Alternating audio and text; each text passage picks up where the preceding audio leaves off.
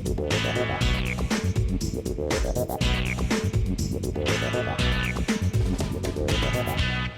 welcome to SBR Forum Videos. I'm Peter Loshak. This is Into the Weekend with BetDSI, the call we do every week with Brent, the headlines manager at DSI Sportsbook. And right now we are looking ahead to the divisional round of the NFL playoffs. Brent, thanks so much for being back with us once again. Good to be with you, Peter.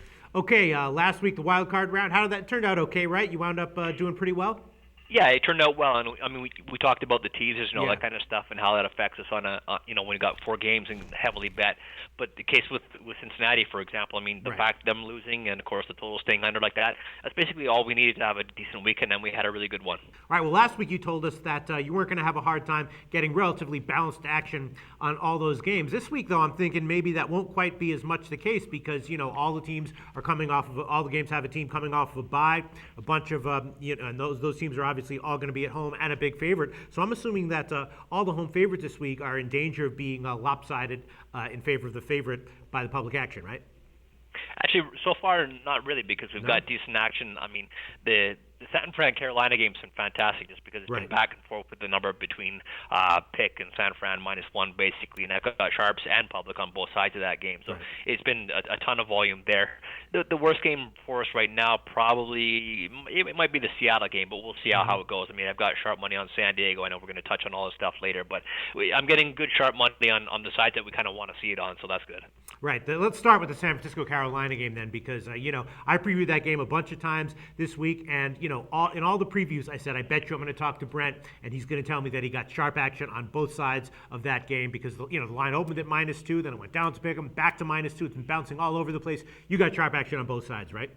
Yeah, I mean the up to the minute line right now, we've got San Francisco back down to a pick 'em. About 5 minutes ago, they were -1, but again, that was some heavy sharp money again on Carolina. We're talking limit bets there.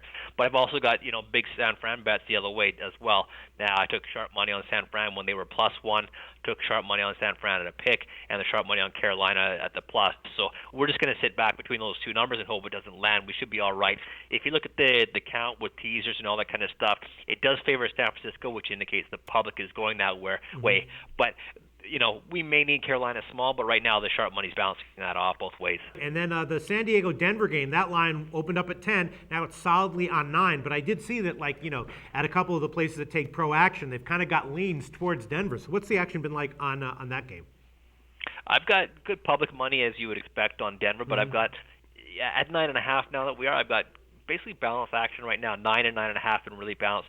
Sharps did come in on San Diego +9.5. They also took the money line San Diego +350, so that was quite interesting. And I guess people kind of learned from what San Diego did last week and playing the snow. Who's to know who that's going to benefit with Peyton Manning being there. But right now we're pretty much balanced in terms of dollar volume. Slightly favored San Diego because of the sharp action, but the count definitely is in favor of Denver, which indicates the public action. So no sharp action then on Denver, huh? Not on Denver, no. All right, and then what about that Seattle game? Is the public coming in big on Seattle? They're coming both ways. I mean, New Orleans is typically a team that attracts public action, and they are in this case as well. The count's pretty even as well. I mean, there's not a whole lot to say in this game in terms of that. The actual bet count is slightly favors New Orleans if you factor in the teasers and all that kind of stuff as well. But on straight bets, I do have sharp action on Seattle -7.5. We're back to 8 right now. So right now it's looking like we'll be pretty balanced on that game as well. It's not going to be a big decision for us. Again, the key with this is going to be teasers. So you're saying that you're getting generally balanced action, but I have to assume that the teasers on Seattle, New England, Denver, and maybe both San Francisco and Carolina are going to be very heavily favored in terms of public money, right? Right now, if you look at our count with all those things, San Fran's really the only one where I'm offside to any certain degree in terms of parlays and teasers and all that kind of stuff. The other ones are really balanced. And again, if you look at the numbers, right, it kind of makes sense. Taking New England that basically down to a pick, or Indianapolis catching 2 touchdowns, well, that kind of makes sense. You take Denver down to around 3, that looks all right. And you take the other side, San Diego getting more than 2 touchdowns.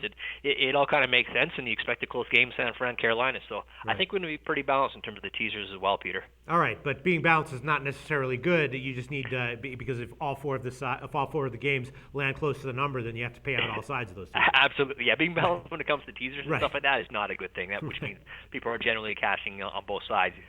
So basically, this week you're going to need one of those teasers to bust.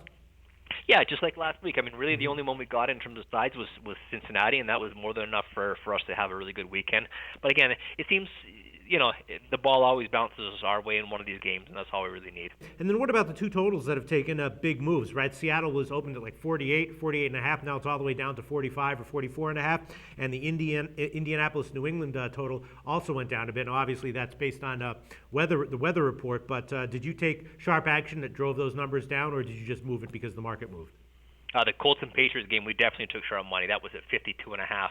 I mean, even at 52.5, we still had over money, which is just public money. But the sharps definitely came in on that game under 52.5. So it's kind of a case where I've got a sharp public split on this total, Peter. We've got the Colts over. Counts probably it's almost 2-1, so maybe slightly a little more than 2-1 actually in favor of the over in the Colts game. But the sharp money is on the under, and I've got more money on the under in that game. So that's a definite sharp public split. The sharps went under 52.5. Seattle, I've got we took money kind of under 47 was where it all started for us, and we're getting over money at 44.5. So it doesn't land like 45 or 46. We should be all right on that one. All right, but no notable sharp action on the total? No, the only total I had real notable sharp action on was the New England Colts game. So just to sum up, you took sharp action on Seattle minus 7.5, but nothing of note on the other side, right?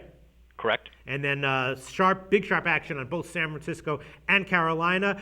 You took sharp action on San Diego plus 9.5, and then sharp action on the under Indianapolis, New England, and that's about it, right? You got it, Peter. Okay, thanks so much, Brent. We'll talk to you again next week.